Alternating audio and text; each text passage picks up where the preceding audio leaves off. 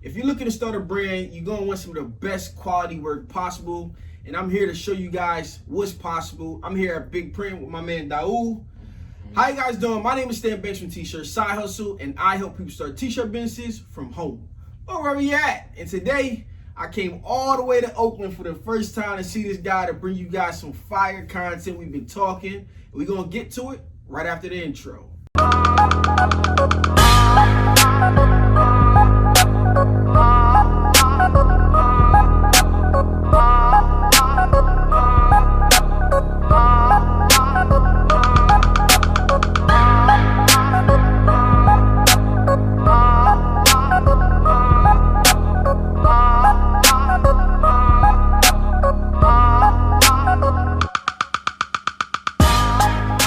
Okay, let's jump right into it. But before we do, you guys know what I need you to do for me. I need you to like this video. I need you to comment, subscribe, because I make videos like this all the time. And yes, I mean all the time. All right, man. I'm here at Big Print with my man Daul. And yeah, man, like just let them know who you are, where they can find you, and what you do. Well, I'm Dawood Muhammad. I'm the owner and founder of Big Print Textile Company located out here in the beautiful Bay Area, San Leandro, California. We specialize in screen printing, embroidery, DTG, patches, Chanel. 3D puff patches is one of our claim to fame, you know what I mean? But we help brands become brands. So if you're looking to start your own clothing line, tap in with us, you know what I mean? Man, you did some work for a lot of brands that I've seen around. I've seen the work, and just tell me how you got into the t-shirt game. Man, well, I'm an OG, you know what I mean, in this t-shirt business. I started in this game back in 1994. I was 19 years old, and I was just looking for a hustle, you know what I mean, that wasn't involved in the street life, you know what I mean? So I saw t-shirts, and that was our daily uniform. So I said, you know what, I can sell t-shirts, and one thing led to another, and I ended up connecting with some people who can help me with that, and man, I've been doing the same thing ever since. Yeah, that's crazy. Kind of like the same way, just trying to find my path and which direction to go and trying to keep it on the right path, right?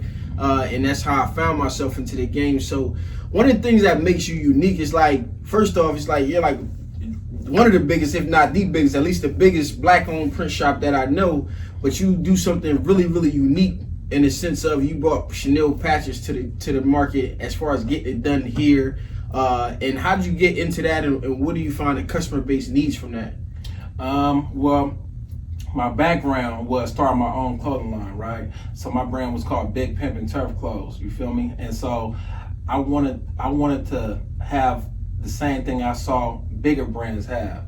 And so when we got into the embroidery aspect of the garment decoration, that was my thing. I wanted to come with multimedia pieces. I wanted to come with stuff that I seen Rockerwear, Sean John, Fat Farm, and all those type of cats having. And so Chanel was just one of those things, you know what I mean? So once we got into embroidery, man, we just took the ground running. You know what I mean? We pride ourselves on not being your regular print shop. Right. You know what I mean? So we want to give our customers the same thing that they see in the malls. You know what I mean? Retail ready, dope product. No question, man. It's definitely like everything I see around here is like super finished, super polished.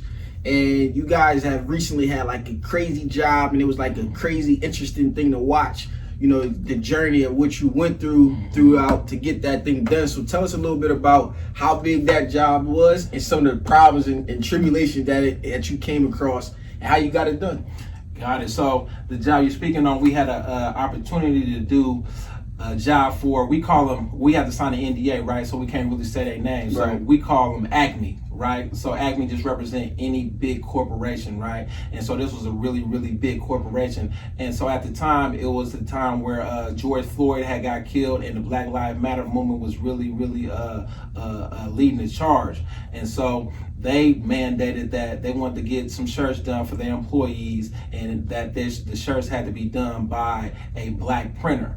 And that right there was a really, really, really great thing, especially for us, because it just shows their willingness to do somewhat of economic inclusion. You know what I mean? And so when they did that, one thing led to another, and one of our contacts that we had made had hit us up and like, hey man, Acme got this big order, it may be good for you. I'm finna connect you with the people, and they connected us with us. They connected them to us, and they initially said they wanted to get 300,000 shirts.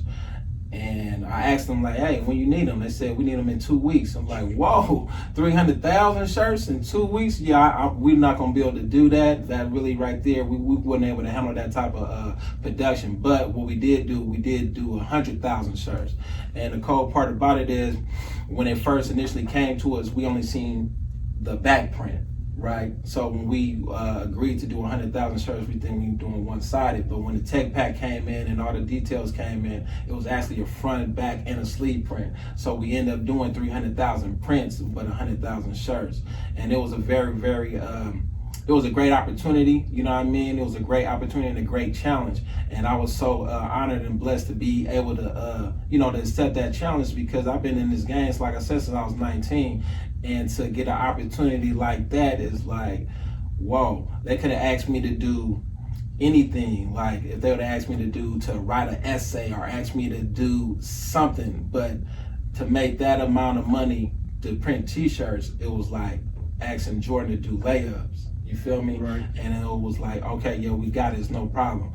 And one of the main issues with any job, but a job of that magnitude, is just being able to handle the type of product that you got to handle. Like 100,000 shirts, that's coming on like about 50, 60 pallets. And if you don't have the warehouse or the storage space to be able to do that, that can be a challenge. That's something that we have to maneuver around, and we end up acquiring another facility right next door, which happened at the perfect time because the company was going out of business and they opened up right at that time where we needed it. And so we was able to acquire that, and that was dope. So we had a place to put the product, and we actually had to rearrange our schedule. And on our social media, we had to put a message out there. I call it a CSA, which is customer service announcement, to let our customers know that, hey, we need you to ride with us. You know what I mean? Because we got this opportunity that's came across our desk. I understand if you don't want to ride, I can give you a full refund. But if you do, I'm gonna make it up to you on the back end. So we made a lot of deals, a lot of promises. Like say for instance, you had an order in with us for 50 shirts. I have to sweeten up the deal. Instead of giving you 50, when we came through, we gave you 75. You know what I mean? In some cases, I know when one, I doubled it. You know what I mean? And so that was one of the things that we had to do to really, keep our customers satisfied. And we told the story. So with the beautiful thing about social media, it allows for you to be able to tell your story. Right. So we can communicated that with our customers, and they rooted for us. You know what I mean? So when we was done with the job, we actually came out stronger as a company. You know what I mean? It was really dope. Right. Sometimes we just wait around for an opportunity. Like we keep working, but sometimes those opportunities that we think we should have or don't deserve, or we deserve rather, they don't come around for us. And it was interesting to see that story go. I think at one point you was in tears sitting in the car, like just being not even like, we think we ain't supposed to cry as men and all of that, or people think we're not supposed to cry, but sometimes, you work so hard and so long, and I seen the grind that you put in doing what you do and providing for the community and customers and people trying to get started. But having an opportunity like that can really be life-changing, business-changing, put you in a different position. And I feel like that was the kind of opportunity that it was. And I'm like, damn, like, yo, I had to listen, like, trying to steal some minutes in the car, just trying to understand what was going on. And I thought that was a big deal because I faced some of the same things, even on this side of not doing so much stuff and then feeling that you're not getting what you deserve or something like that, some of the issues that we run into. But I want to back it up. You said something that I've recently been learning about and talking about, right? Because I didn't formally or have a formal education or nobody to really teach me ins and outs of this aspect of like the clothing brand and how major clothing brands do it. What is a tech pack? A tech pack is basically like a blueprint, right? A blueprint for your project. So say for instance, boom, you're doing some t-shirts, right? So the tech pack is going to show a mock-up of the design, basically representing the size that the image should be on there, and if it's really detailed, it should show or tell you how far the design should start from the collar, and it should call out the colors, meaning like, okay, in this design it's going to have red, white, and blue. Well, the blue is whatever the PMS color, and the red is whatever PMS color, so that you can communicate visually what it is that you want the end result to look like, and it's going to call out the dimensions. This is the size it should be, and any other aspects to it. So it's just a digital representation of what your order should look like, and it spells out everything that this project entails. So it's like, so literally everybody's on the same page. Right, right. If you guys ever, I did a job, I told you earlier, I did a job one time, and I thought I had the color in my mind. I'm printing, it's 3 a.m. in the morning, printing the job, and I'm like, my guy's not answering phone. I'm like, man, I'm gonna knock it out. And I printed the wrong color. And then it's like, damn, like I had to redo the shirts, I had to replace the shirts and different things like that. And like having something like that would have made the life, like it's all right here on the paper. I see the way you got it laid out. You laid the tech pack on top of the shirts. They sit in a pile. So now anybody who picks that job up has the details. Now I want to go into something like, just talk about your growth in the process, right? You started out printing. You were going to get stuff printed. Yeah, I started with my own brand, right? Started with just 50 t-shirts, and started with my own brand. And from that point, just selling on the streets. Just my hustle was selling t-shirts to whoever wanted to buy it. And then I kept doing that and growing that. Then went from selling on the streets to selling into stores. And then kept doing that. And then I purchased my first manual machine so I can take control of my own production. You know what I mean? And I put that in my grandmother's garage and started doing my own printing. Now, let's stop right there. You said you started doing your own printing, right? But initially when you bought it, you didn't start. You bought the machine, you didn't start. And a lot of people do that, right? They get intimidated, or not even that they intimidated, they buy something and they don't put it to use. So what happened to make you actually start to put that machine to use? All right, so boom. I was already in the game for like 4 or 5 years, right? And my brand is dope. We sell them, right? So when I purchased the equipment, I didn't want my goods to look like I printed them because I knew my skill set. My skill set was whack. I just bought a machine. That don't make me a printer, right? But the thing that catapulted me into actually doing it was my last print job. I ended up spending more with the printer than what I actually paid for the press. And so I had to, put my big boy pants on and say, you know what, I'm finna go and learn how to use this machine.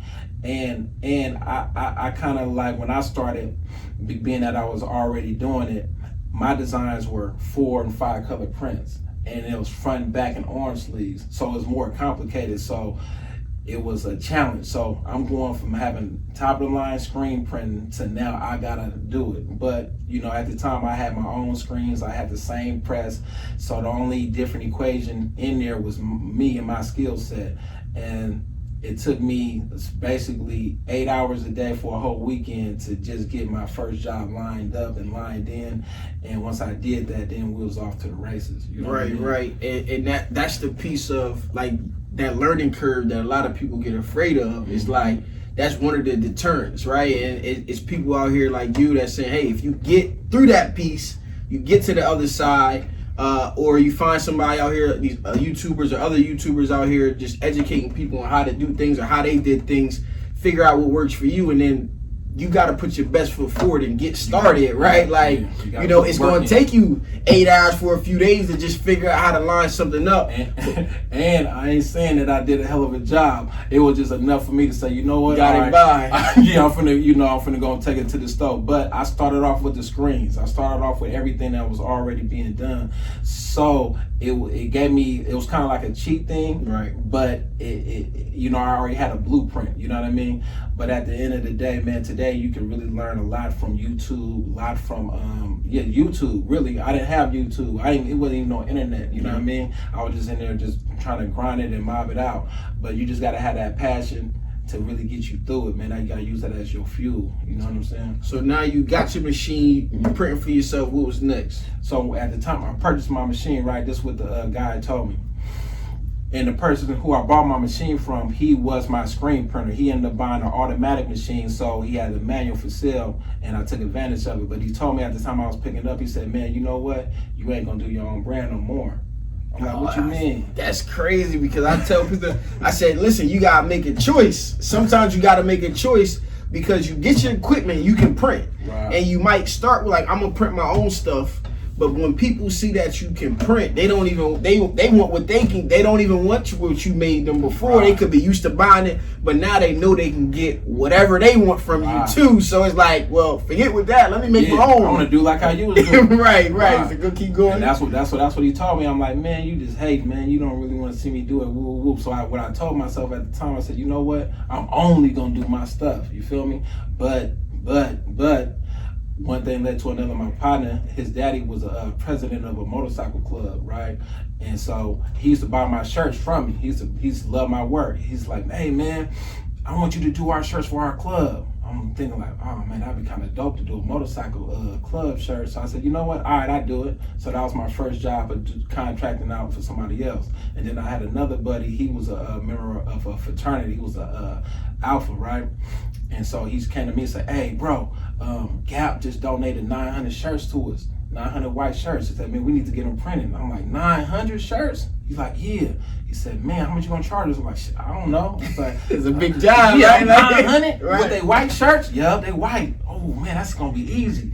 I don't know, give me $1 a shirt. He said, all right. So we came over and we did the artwork and everything. It was cool. It was for their fraternity or whatnot. And ended up knocking out those shirts. I'm like, damn, at the end of it, it was a different level of the game. Mm-hmm. So, you know, finding your own brand, you gotta design your brand, you gotta print it, you gotta go market, you gotta go sell it, you gotta do all the footwork. On this part of the game, I just had to print it and have it in the box. And he could do it off the bridge or whatever you're gonna do with it. I got my $900, you know what I mean? And I looked at it, I said, man, that was kind of cool, that was kind of dope. And so it broke that barrier that I said I was gonna do nothing for nobody else. It really broke that down. But then the thing that really took it to the next level was when I met my wife. Her mom was an activities director for a middle school, and I hopped on the phone with her and she was telling me how she buys shirts like all the time. She said, matter of fact, I got an order that I need to put in right now. It's like 300 shirts. And we paid like $5.50 a shirt. If you can match it, you can get the job. I said, sure. Boom. And then once I did that and I saw the money from that, I'm like, man, this is dope. And she was giving me all the information, all the game on how to go about selling to schools. So she told us the trade shows to go to and how to market it and showed us the marketing materials that the other company was using. Mm-hmm. And so we ended up making our own catalog. We put our own twist on it. So there was this one program. It's called Renaissance, right?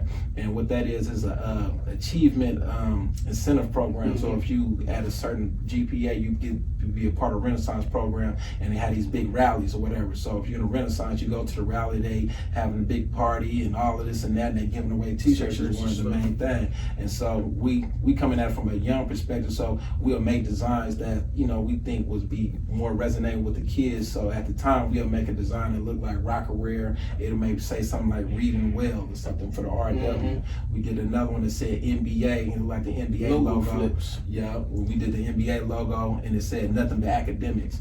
And we did some other ones at the time. It was a play off of Lord of the Rings and all different type of little flips. And so we did that. It was really dope, right? That NBA shirt, we was really rolling with that one. So that right there, we was off to the races looking for anybody who needs to get some shirts printed. You know? Nah, that's super dope. So first off, is like who you know. Like I always say this, man, who you know can get you the job, and then what you know will allow you to keep it. In this case, it's like who you know will bring the work to you, and then how you perform will tell you kind of what you want to do. That's from like your boy's dad, your girl's mom, and that kind of like got the ball rolling. But I really want to go back because it's so true, right? Like it's great. Like it's a lot of work to create a brand, to make the stuff yourself, then to get out here and market it, and then like not knowing, like, you know, you already selling, so it became easy to you. But a lot of people think they're gonna just post something today and kind of like it's gonna take off tomorrow. Right. Nah, you gotta be consistent. Likes don't equal dollars, you know what I mean? And you know, comments don't equal dollars either, you know what I mean? Everybody say I want one, don't mean they're actually gonna copy it. But you got your own way of platform, you got your own audience that you can sell to or you can market to, you know what I mean? So I know when I started, you know, we had to get out the trunk with it, you know what I mean? You have to actually go out there, shake a hand and meet a friend. You have to really, you know, get your gift of gab up. You have to get used to getting rejected. You have to go and talk to somebody who wasn't thinking about purchasing and convince them to go into their pocket and cash you out. And tell their friends about you. So your quality had to be A1. That's why here at Big Print we put quality first. You know what I mean? You gotta have your quality, gotta be dope. You know what I mean? You gotta be able to convince somebody who wasn't trying to buy nothing to go into their pocket and buy it. So you gotta be on trend. You gotta know what's popping. You know what I mean? And yeah, so you know, social media allow for you to do that same thing though. That's why you gotta make sure. Like I know I got some customers, right, where they may get they get their order, and their marketing scheme is just to pull out their phone, video, like, oh yeah, packs on deck, we got the shirts, man, tap in, we doing pull-ups, woo woo woo. Then I got another set of customers who they get the shirts, they go have a photo shoot. Think it out, they plan it out, they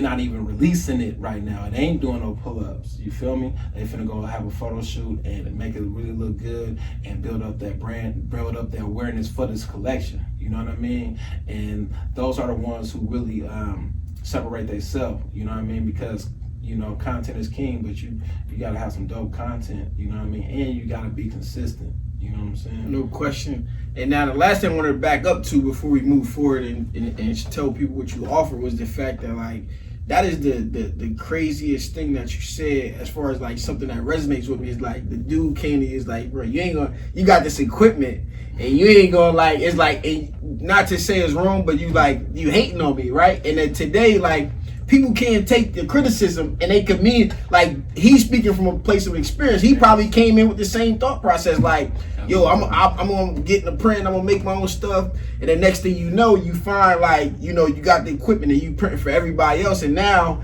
that person seen something that you didn't even see at the time that you saw it. Now you got one of the biggest print, black-owned print companies in the country. Right. You know what I'm saying? It's crazy that was like one of those thought processes. I had this conversation all the time. When you get your equipment, like you gotta either stick to your gun, or you gotta know that I'm printing for myself, or because it's so hard to pass up that money, right? Whether you know what to charge or not know what to charge, business is going to come because shirts sell themselves. No matter what they're doing, somebody needs shirts. Family reunion, schools, or events, whatever it is, people need shirts. So you guys want to check out Big Printing, go ahead and visit bigprinting.tshirtsocial.com. Now I want to jump into the part about what you have to offer people trying to start clothing brands. I know you try to keep your pricing real simple, so just let them know what they can get from you. Obviously, they can see the quality around. I'm gonna have some B-roll, get some close-ups for you guys to see. I mean, the best patches made in America right here. You know what I'm saying? So let them know what they can get from you. All right, so boom. Our staple package for us is our t-shirt package, right? You get 50 t-shirts for $399, right? Basically $400. So what that includes is a standard tee, which would be a 6.1 ounce, 100% cotton t-shirt with up to a 3-color screen print on the front or whatever size you want, one location. You also get your individual, your shirts, get your logos print on the inside neck area with the size and the care instructions. And then your shirts also come individually folded and polybagged. You know what I mean? So you basically retail ready. And that's our standard package, right? And then we also offer other packages like hoodie packages start off at $999, you know what I mean? We got dad cap package or trucker cap package starting up at $299 for 24. We got beanie packages for $199. We got patches. If you only want patches, our smallest package for patches is $149 for 12 Chanel patches, you know what I mean? And our Chanel patches are second to none. We also offer applique, you know what I mean? Applique is a form of embroidery where you utilize fabric in place of stitches, you know what I'm saying? And when he show you some B-roll, you're gonna see some dope applique, you know what I mean? And then also we offer jogger sets, you know what I'm saying? So that's the hoodie top and the jogger pants sets, and you can get 24 of those starting off at $10.99. And then what else we got? We got the coaches jackets. You can get coaches jackets. We got Letterman jackets. Basically anything when it comes to garment decoration or starting your brand, we got you covered. You know what I mean? So we keep our minimums low so you can just get in the game. And you know, we start off with 50 because that's what was my my first package that I started off with, and my concept is this: if you can sell 50 shirts, then you can sell 100. And if you can sell 100, you can sell 1,000. You know what I mean? You just got to keep on going. 50 is enough shirts to where you got to actually go out there and do enough transactions to see if you built for it. Now, there's some packages that we offer that's like 12 pieces. If you're doing 12 pieces for DTG, which is direct to garment, we have a 12-piece pack for $199 on white shirts or $249 on colored garments. You know what I mean? And so yeah, so anything you're looking for, just tap in with us, man. We here for you. No doubt. So you guys again can check that out at bigprinting.tshirtsocial.com. Last thing I got for you is any advice you got for somebody trying to start out in the industry. What would you tell them to do? If he was talking to yourself, the young you, who out here hustling and selling the shirts out the trunk and getting how he live, what advice would you give that person? I would say get all the knowledge you can while you're doing it at the same time. Don't study and don't act, you know what I mean? But get enough knowledge as you can from, if you're starting from your brand perspective or a garment decoration perspective, you know what I mean? Just learn, network, and just get enough knowledge, and then also put that knowledge into practice. And then also make sure that you start off with doing your business right. Get your business license and all of that together. Get your structure together. If you want to be an LLC or a corporation, make sure you got your books together, meaning your accounting together, and tap in with either a lawyer or an accountant or both. You know what I'm saying? And it may sound like you're doing a lot, but you're not really. You know, you just starting off right. So the way you start off is how you're gonna finish. So make sure that all of that is in a row. And yeah, that's what I would say. And just keep hustling, man. Don't give up. I would say, hey, it's gonna get rough. You know what I mean? But just keep it mobbing, man. You know what I'm saying? And just keep going. If you really love this game, like this game right here requires a lot of passion. You know what I mean? That's going to be your fuel to get you through. You know what I'm saying? It's a lot of ups and downs with it, but as long as you love the game, man, can't nothing really stop you. That was one of the benefits and one of my what you call competitive advantages is that I love this game. I'm into it. So I paid to be a part of it. You feel me? And I paid to be a part of it so much that now it pays me. You know what I'm saying? So it ain't gonna be no free walk. The game requires money up front. You need 100% paid up front. You know what I mean? And then you go get yours on the back end if you can execute well and you can stay persistent and consistent. You know what I mean? No question. That just spoke to me, man, because that's like my YouTube journey. And I ain't even picture the fact that I will be sitting here traveling, maybe talking to you, right? Like, it's crazy that, you got to put the work in. That's your time. That's your investment into equipment, machinery, whatever it is that you got to do up front to get to the point where it's taking care of you on the back end. And people get so comfortable and whatever they got going on, whether it's going to work all the time or whatever it is that they just got comfortable with, and they forget that they gotta, rent's due every day. You gotta put the work in if you want to get something on the other side. So I hope you guys enjoyed this interview, man. I'm going to definitely be back here. I missed my flight yesterday trying to get here, so I had 2 days. So I only got 1 day. But I'm definitely going to come back and probably spend a few more days here. It's a lot around, a lot of great stuff in here, man. We had a nice little time talking, just kicking it about the industry. No question, fellowshipping.